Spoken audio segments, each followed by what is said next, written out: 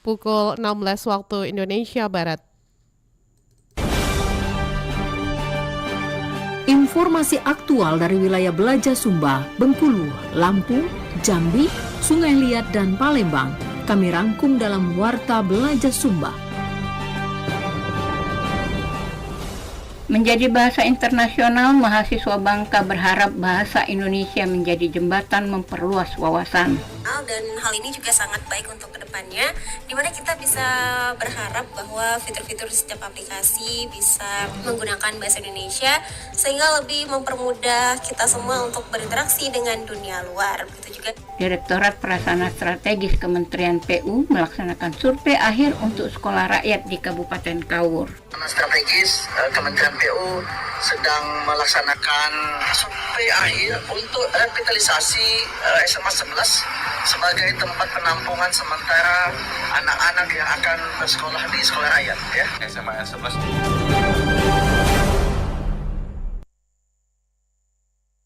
Pendengar, itulah diantaranya beberapa informasi yang kami hadirkan sore hari ini, Senin 26 Mei 2025, yang berhasil dihimpun tim redaksi Radio Republik Indonesia Palembang. Saya Tata Edin, sinilah Warta Belaja Sumba selengkapnya.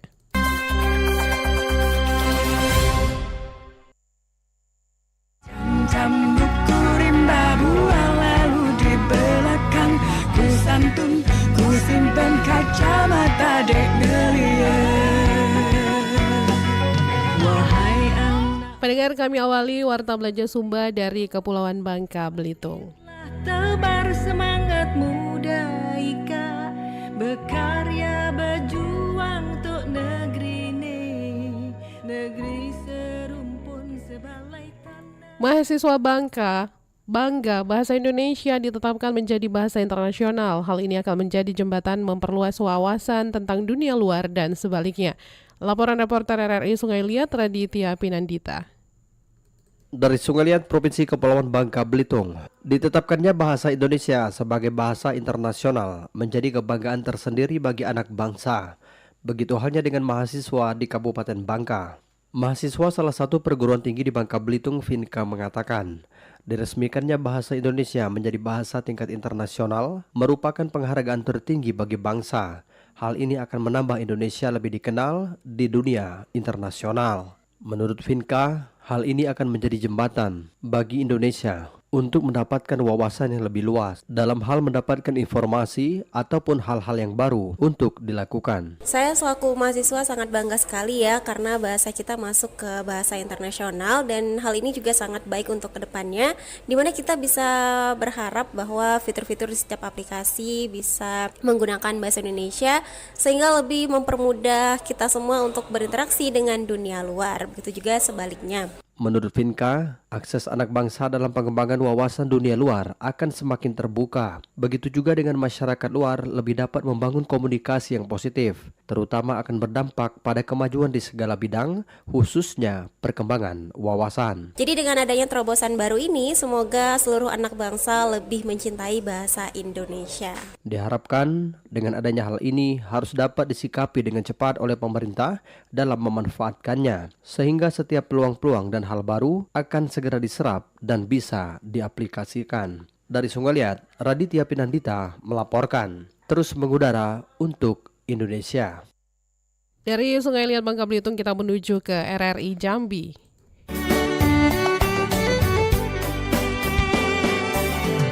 Dari ujung Jambung sampai Durian Takuk Raja, dari Sialang Belantak Besi hingga Bukit Tambun Tulang, itulah negeri Jambi.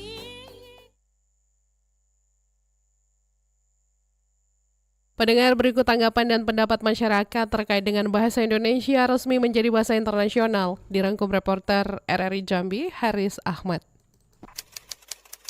Ya, dengan siapa? Saya Andi. Tentu ini menjadi kabar baik bagi kita sebagai warga Indonesia ya. Bahasa Indonesia dan resmi menjadi bahasa internasional. Menurut Anda sebagai masyarakat, seperti apa?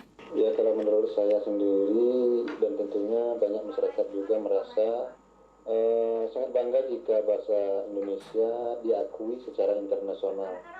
Karena hal ini bisa meningkatkan citra bangsa dan tentunya akan memperkuat identitas nasional di kancah global.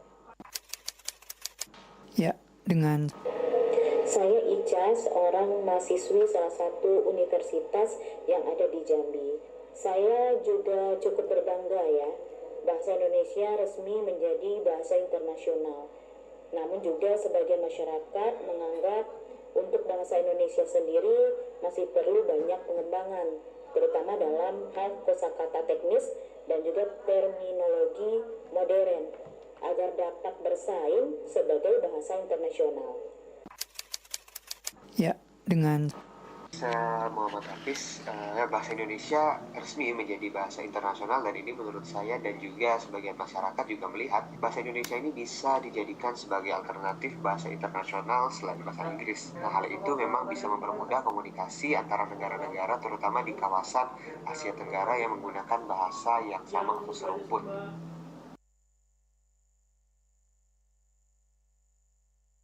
Dari RRI Jambi kita menuju ke RRI Palembang. Palembang Darussalam, Palembang kota kita, terkenal sungai Musinyo, terkenal dengan pempeknya, jembatan Ampera yang anggun, masjid agungnya yang cindo, menambah terkenalnya.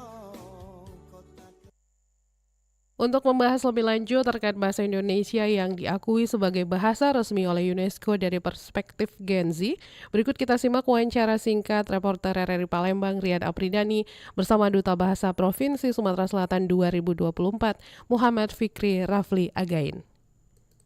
Baik, pendengar, saya sudah bersama dengan Fikri, Duta Bahasa 2024. Hari ini kita akan berbincang mengenai bagaimana bahasa Indonesia diakui sebagai bahasa resmi oleh UNESCO. Langsung saja, Mas Fikri, terkait kabar baik ini, bagaimana perspektif dari teman-teman Duta Bahasa di Sumatera Selatan? Jadi ini merupakan sebuah kabar gembira ya sebenarnya, karena mengenai internasionalisasi bahasa Indonesia itu sendiri sudah tertuang, sudah diamanatkan seperti itu di dalam Undang-Undang Nomor 24 Tahun 2009, Bapak. Jadi dimulai dari tahun 2009 saja itu pemerintah sudah mengatur strategi seperti itu. Bagaimana caranya agar bahasa Indonesia ini dapat dikenal, dapat dibuanakan di kancah internasional. Dan kalau misalkan dari pemerintah kita, itu khususnya dari Badan Pengembangan dan Pembinaan Bahasa, itu sudah melakukan banyak hal, Bapak. Sebelumnya mereka juga pernah mencoba untuk menginternasionalkan bahasa Indonesia itu di Asia Tenggara lingkupnya. Tetapi karena kita mungkin ada sedikit bisa dibilang perseteruan seperti itu ya dengan negara tetangga kita, negara Malaysia yang tidak setuju kalau bahasa Indonesia ini dibuat jadi bahasa internasional di Asia Tenggara. Nah, pemerintah kita itu menggunakan strategi yang namanya lompatan kata. Seperti itu, Pak. Jadi kalau tidak berhasil di Asia Tenggara, pemerintah itu akan melakukan sesuatu yang skalanya lebih luas, itu di lingkup internasional, seperti itu, lingkup dunia. Nah, salah satu yang diupayakan pemerintah, ya itu tadi, melalui forum UNESCO. Jadi, alhamdulillah, dengan banyaknya perjuangan yang sudah dilakukan oleh kolaborasi antar pemerintah kita dari pihak Badan Pengembangan dan Pembinaan Bahasa, dari Kementerian Luar Negeri dan segala kementerian yang terlibat juga, alhamdulillah Indonesia itu bahasanya diakui dan menjadi resmi di sidang umum UNESCO itu pada bulan November tahun 2023 kemarin. Dan tentu ini merupakan lagi-lagi kabar bahagia karena ini membuka berbagai macam peluang bagi negara kita, negara Indonesia untuk lebih maju di berbagai sektor. Seperti itu, Bapak. Oke. Yang menjadi pertanyaan selanjutnya adalah what next gitu. Dengan ini kan sudah menjadi satu langkah awal positif ya untuk bahasa Indonesia ke dunia internasional. Betul. Selanjutnya what next, apa yang bisa dilakukan, bagaimana Gen Z bisa mengambil peran dengan posisi ini? Untuk apa yang akan dilakukan selanjutnya, tentu kita masih fokusnya adalah untuk dalam hal penginternasionalan bahasa Indonesia seperti itu ya.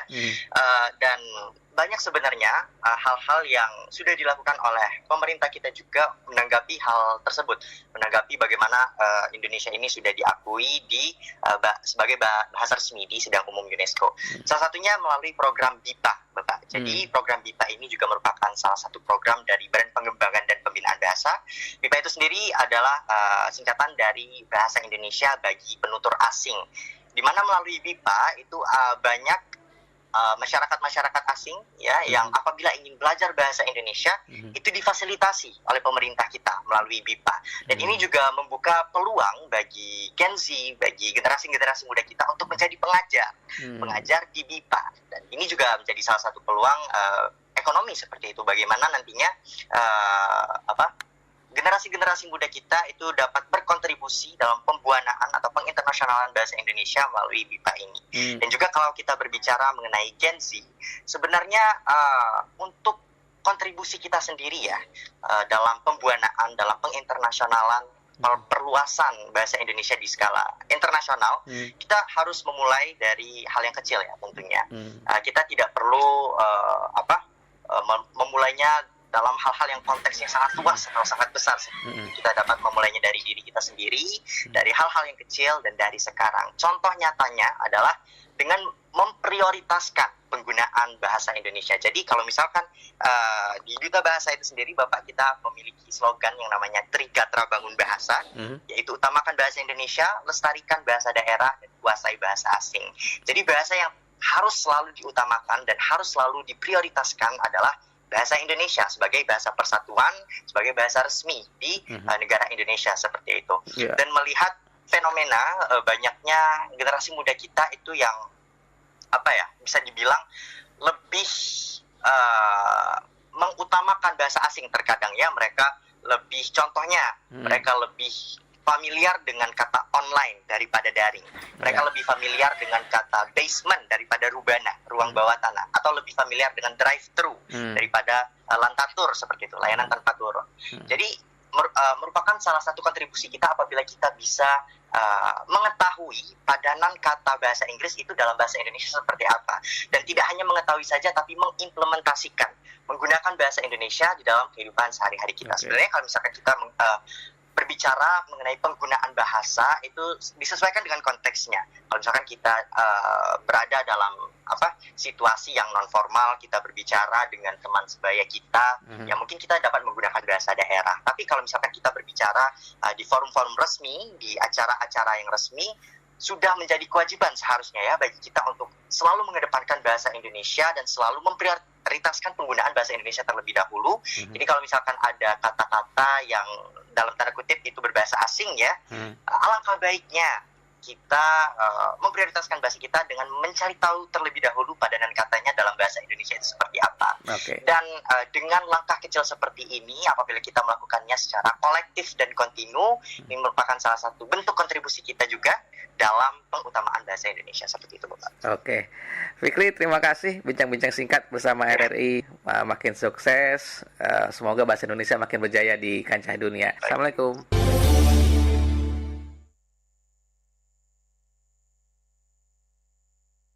Dari Palembang kita menuju ke RRI Bandar Lampung.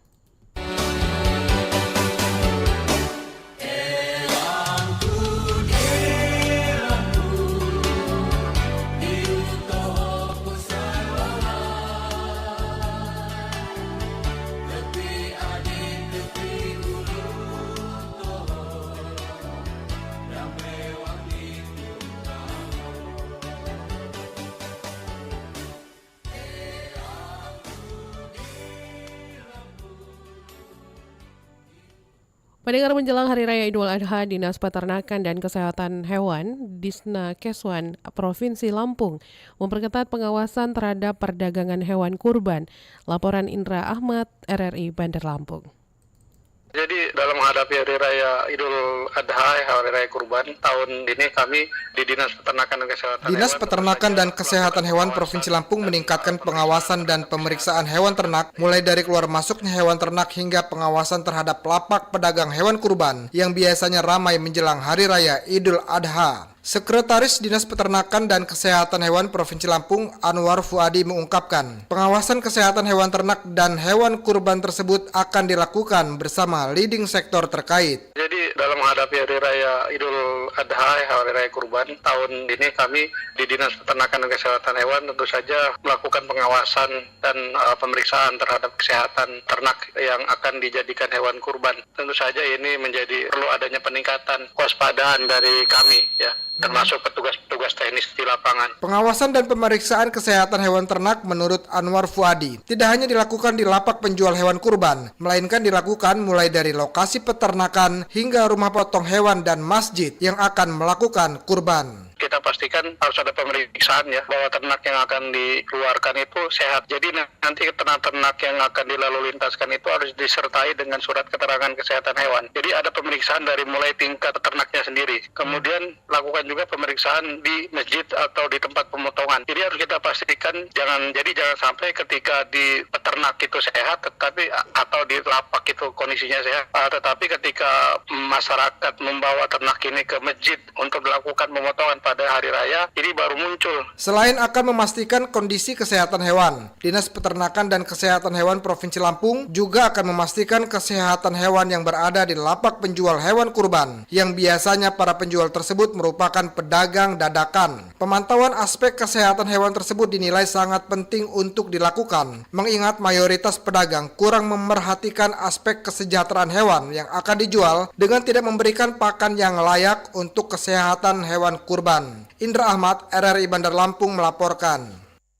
Dari Bandar Lampung, mendengar kita menuju ke RRI Bintuhan.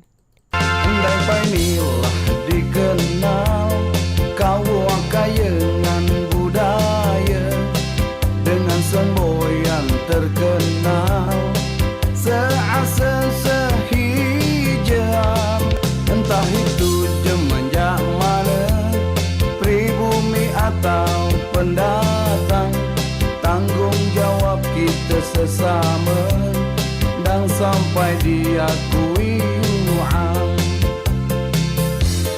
Sambat dengan sedaan, luas ada tetayang, Bintuhan mainan sayang, meringitnya parang guci.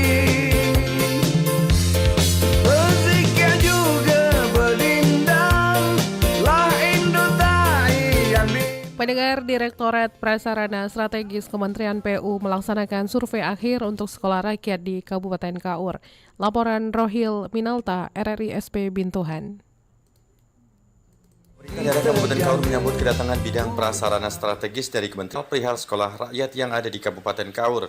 Kepala Dinas Kominfo Kabupaten Kaur, M. Jarnawi, menyampaikan kedatangan tim prasarana strategis Kemensos ini bertujuan untuk mengukur revitalisasi SMAN 11 PKLK Kaur sebagai lokasi penampungan sementara siswa untuk sekolah rakyat nanti. SMKN 11 PKLK yang berada di kawasan Pondok Pusaka bersama dengan SMKN 8 nantinya akan menjadi lokasi sementara untuk siswa sekolah rakyat angkatan pertama pada tahun pelajaran 2025-2026. Disampaikan Jarnawi, kedatangan pihak Kementerian Sosial ini merupakan survei akhir untuk kelanjutan sekolah rakyat yang ada di Kabupaten Kaur, di mana sekolah rakyat ini nanti akan dibangun di lokasi bumi perkemahan yang ada di Desa Cucupan, Kecamatan Tetap, yang mempunyai lahan seluas 12,5 hektar. Hari ini kami berada di SMA 11 Kaur, layanan khusus di Pondok Pusaka. Hari ini dari Direktorat Prasarana Strategis Kementerian PU sedang melaksanakan survei akhir untuk revitalisasi SMA 11 sebagai tempat penampungan sementara anak-anak yang akan bersekolah di sekolah rakyat, ya. SMAN 11 yang menjadi lokasi pertama sesuai usulan beberapa bulan lalu, karena sekolah ini sudah memiliki banyak fasilitas seperti gedung sekolah, asrama, musola, dan beberapa fasilitas lainnya. Sembari pembangunan sekolah rakyat dibangun, siswa pertama ini nanti akan mengikuti semua proses belajar mengajar di sekolah SMAN 11. Jarnawi berharap setiap proses dari keberlanjutan sekolah rakyat di Kabupaten Kaur bisa berjalan lancar sesuai yang diharapkan demi peningkatan mutu pendidikan di Kabupaten Kaur. Demikian Rohiminata, RRI Bintuhan melaporkan.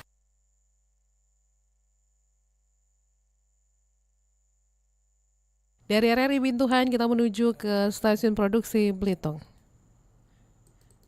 Cambuk rimba buang lalu di belakang, ku santun, ku simpen kacamata dek ngeliat. Wahai anak muda Bangka Belitung, Pendengar, Dinas Kesehatan Kabupaten Belitung Timur melakukan mekanisme jemput bola untuk menyukseskan program cek kesehatan gratis atau CKG. Laporan Septrianingsi RRI SP Belitung. Melakukan kegiatan CKG jemput bola. Mungkin tepatnya bukan bulan Mei ya, kami sudah menginisiasi. Dinas Kesehatan Kabupaten Belitung Timur mengadakan cek kesehatan gratis di lingkungan Sekretariat Daerah Belitung Timur. Kepala Bidang Kesehatan Masyarakat Dinas Kesehatan Kabupaten Belitung Timur, Ita Erlina, mengatakan pihaknya gencar melakukan CKG dengan mekanisme jemput bola di seluruh perangkat daerah. CKG itu bukan hanya hari ulang tahun, tapi boleh dilakukan kapanpun. Artinya semua warga negara mempunyai hak untuk memeriksakan kesehatannya dan difasilitasi secara gratis di puskesmas. Dikatakannya lebih lanjut, saat ini tingkat keinginan masyarakat untuk datang ke puskesmas di Kabupaten Belitung Timur sangat rendah. Berdasarkan hasil kunjungan berobat ke puskesmas, masyarakat lebih banyak melakukan kunjungan kuratif. Nah, untuk menghadapi kebijakan ini, dengan melihat keinginan masyarakat untuk berobat atau untuk datang ke puskesmas di Kabupaten Belitung Timur ini sangat rendah. Kenapa? Karena dari hasil kunjungan berobat yang ada di masing-masing puskesmas itu lebih banyak kunjungan kuratifnya. Orang itu tidak akan datang dengan sukarela pada saat mereka sehat. Sedangkan cek kesehatan gratis itu dikhususkan untuk orang sehat yang mau memeriksakan atau mengontrol kesehatannya dengan mengikuti beberapa langkah pemeriksaan kesehatan yang sudah ditetapkan. Dalam kegiatan ini, Dinas Kesehatan Kabupaten Belitung Timur melibatkan secara aktif peran puskesmas di Belitung Timur dan menggunakan paket tes cepat atau cek pertama untuk sehat. Paket tes cepat ini meliputi jenis pemeriksaan merokok, tingkat aktivitas fisik, status gizi, tekanan darah, gula darah, tuberkulosis, PPOK, kanker paru, kesehatan jiwa, dan juga geriatri. Sedangkan untuk di puskesmas sendiri terdiri dari paket tepat, yakni terus periksa biar tambah sehat, dan juga paket mantap, makin sehat dengan periksa lengkap. Dengan adanya cek kesehatan gratis ini, masing-masing individu akan mengetahui kondisi kesehatannya. Selain itu, dari Kementerian Kesehatan Republik Indonesia juga menargetkan setiap daerah untuk di angka 40% yang melakukan cek kesehatan gratis. Dari Manggar, Belitung Timur, Septrianingsi, RRI terus mengudara untuk Indonesia.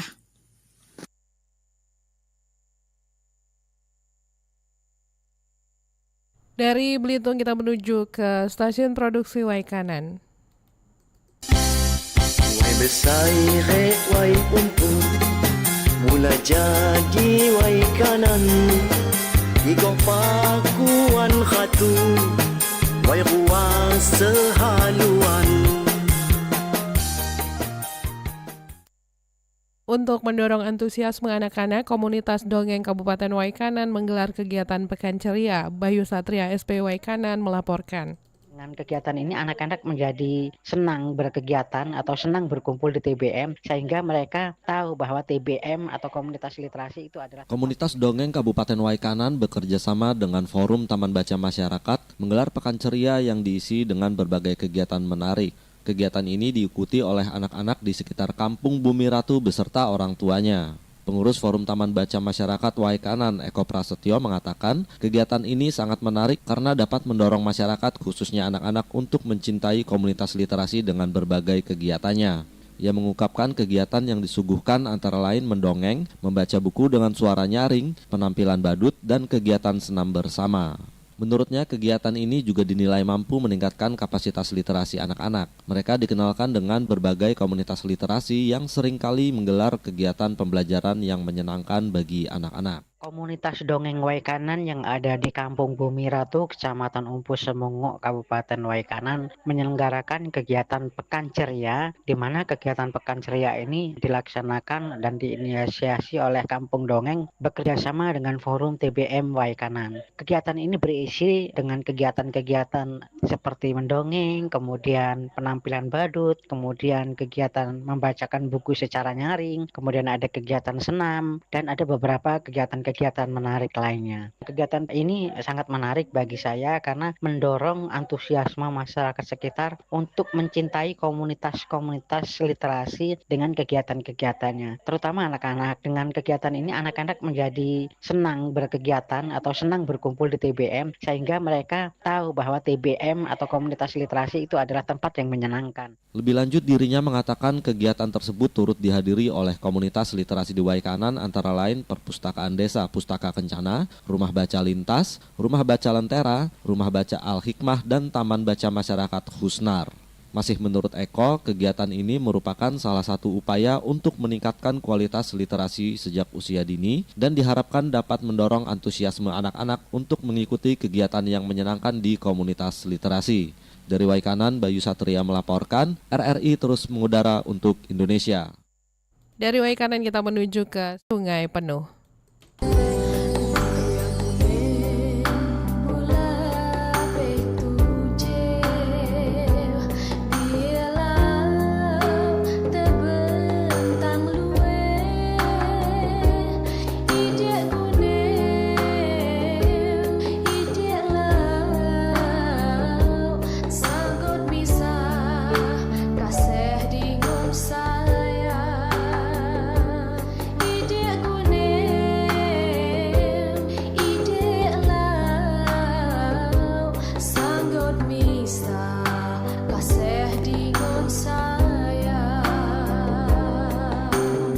Pendengar, ketersediaan hewan kurban di Kabupaten Kerinci masih mencukupi. Laporan disampaikan oleh Asep Sanjaya, RRI Sungai Penuh.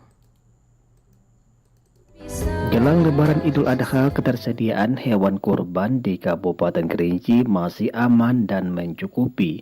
Masyarakat yang akan melaksanakan ibadah kurban tidak perlu khawatir terhadap ketersediaan hewan kurban, bahkan jumlahnya melebihi dari kebutuhan. Kepala Dinas Perkebunan dan Peternakan Kabupaten Kerinci, Osrayandi, mengatakan untuk ketersediaan hewan kurban di Kabupaten Kerinci mencapai 2.628 ekor, di antaranya sebanyak 1.793 ekor sapi, 351 ekor kerbau, 387 ekor kambing, serta 97 ekor domba. Sedangkan kebutuhan hewan kurban di Kabupaten Kerinci pada tahun 2025 ini mencapai 1.673 ekor. Sementara itu, pada tahun lalu, jumlah kebutuhan hewan kurban di Kabupaten Kerinci masih sama dengan jumlah kebutuhan hewan kurban pada tahun ini.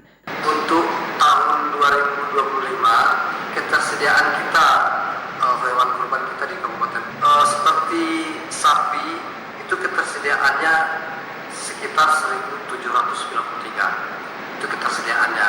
Terus kerbau 351 ekor, terus kambing 387 ekor, dan ada juga domba sebanyak 97 ekor. Jadi ketersediaan di tahun 2025 ini berjumlah 2.628 ekor.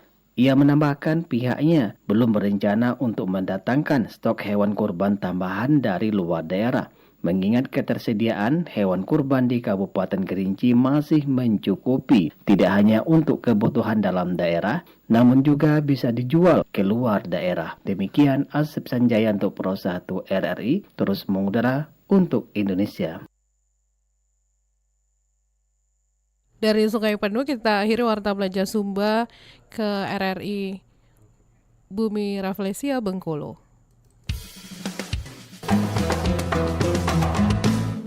Pasar Bembah, dusun tepi, Tabah Penanjung, tebing no tinggi, sembah disusun 10 jari, pertanda adat pemagar negeri. Jauh nian pasar bintuhan dari Pendengar, rapat Forum Komunikasi Pencegahan Narkotika di Kota Bengkulu membentuk komitmen bersama untuk menangkal ancaman gelap narkotika. Laporan Yan Berlin, RRI Bengkulu. Badan Narkotika Nasional (BNN) Kota Bengkulu menggelar rapat forum komunikasi yang bertujuan untuk meningkatkan upaya pencegahan dan pemberantasan penyalahgunaan narkotika. Masuk pemerintah Kota Bengkulu, Kepala OPD, Camat, Lurah, serta media massa mendapatkan sambutan positif sebagai langkah serius dalam menanggulangi masalah ini. Kepala BNN Kota Bengkulu, Kombes Pol Deden Andriana, melalui Ketua Tim Seksi Pencegahan Pemberdayaan Masyarakat Saiful Anwar menjelaskan bahwa kegiatan ini merupakan wujud kerjasama lintas sektor, terutama dalam upaya konkret, cegah dan pemberantasan peredaran gelap narkotika. Menurutnya, pencegahan narkotika bukan hanya tanggung jawab BNN, tetapi juga seluruh masyarakat. Jadi kegiatan ini adalah forum komunikasi P4GN, yaitu suatu wadah untuk mengumpulkan para pejabat ya, bilangnya pimpinan-pimpinan daerah untuk dalam rangka pelaksanaan pencegahan dan pencegahan pemberantasan penyalahgunaan peredaran gelap narkoba di Kota Bengkulu khususnya. Nah, langkah-langkah yang sepakati tadi, pertama akan dirumuskan mungkin semacam tim, kemudian akan tim kecil, kemudian akan dibentuk suatu RAD atau rencana aksi daerah dalam rangka P4GN, yaitu pencegahan pemberantasan penyalahgunaan narkoba di Kota Bengkulu. Sementara itu, dalam sambutannya, Sekretaris Daerah Kota Bengkulu, Tony Elpian, yang membacakan sambutan dari Wali Kota Bengkulu, menegaskan dukungan pemerintah kota terhadap segala upaya pencegahan narkotika. Ia memastikan pemerintah Kota Bengkulu akan selalu aktif terlibat demi kepentingan bersama dalam menanggulangi penyalahgunaan narkotika.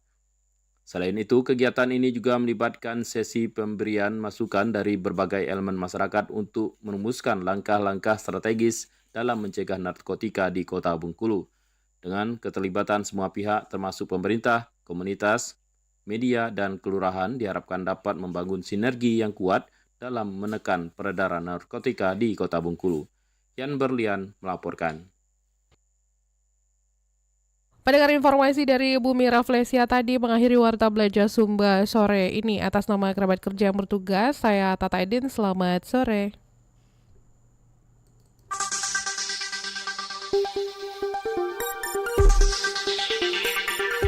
Baru saja Anda ikuti rangkuman informasi aktual Warta Belajar Sumba. Selamat sore, sampai jumpa.